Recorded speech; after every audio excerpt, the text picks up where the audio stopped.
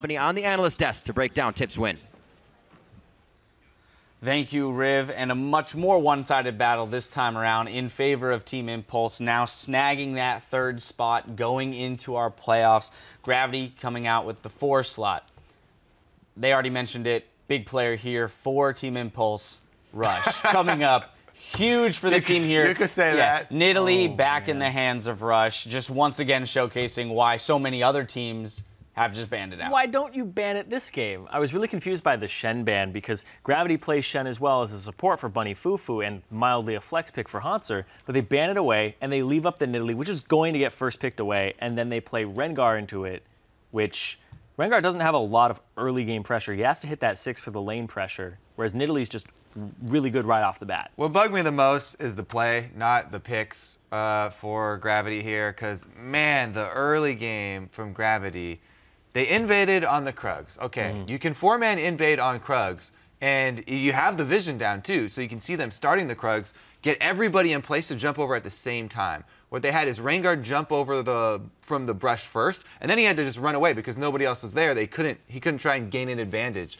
You need to gain a health advantage by doing more damage to your opponents while you're doing that. If you just steal away the big Krug, it's not that big of a gain, and then we see the repercussions of that as Rush doesn't take that lightly. You invade him, after he gets his red buff, he's coming straight back for you, and Move decides to go back into his own blue buff, knowing very well that Rush has kill pressure on him. And he's like, okay, I'm going to take this blue, and then me and Keen are going to outplay you.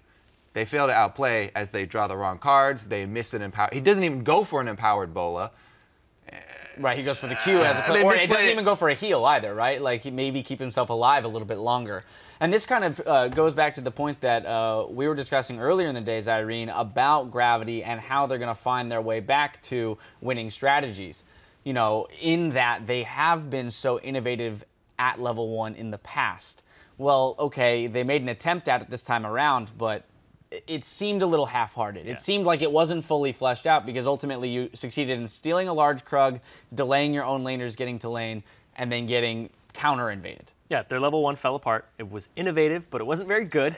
And then Move was completely dictated by Rush. So they shut down the guy who usually provides them vision, usually provides them a lot of kills onto their laners, and that's why I don't think Rengar is a very good pick for Move. I feel like he's better on these other champions that don't need gold to actually be relevant, and you saw the fact that he lacks gold, he's on a squishy champion, he's going to get destroyed by Rush every single time, and TIP, after that level 1, were able to just systematically pull them apart after that. I got to go back to it again for Impulse Gate. You know, the emergency sub here in the mid lane for them. We've now seen him play 3 games in the mid lane. How are we feeling, Kobe? Huh? Gate? Honestly, as far as, you know...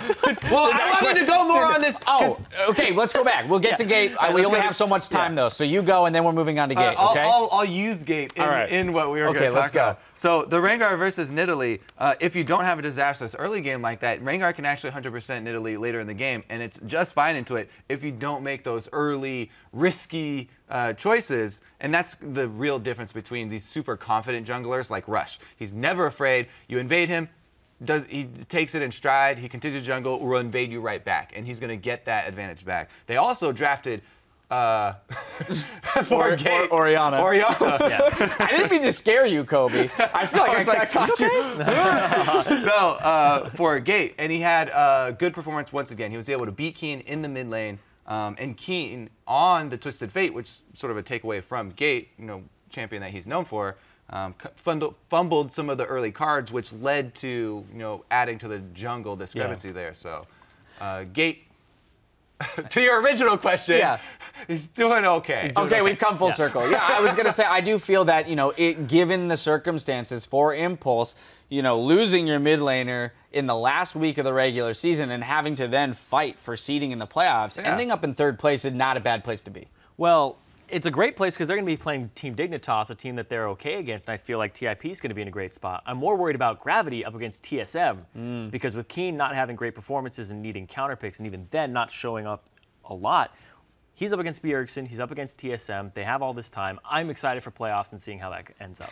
Heck yeah, the playoff brackets are filling out. There's still one more game coming our way. It's our battle for 1st place between Team Liquid and Counterlogic Gaming. Don't go anywhere.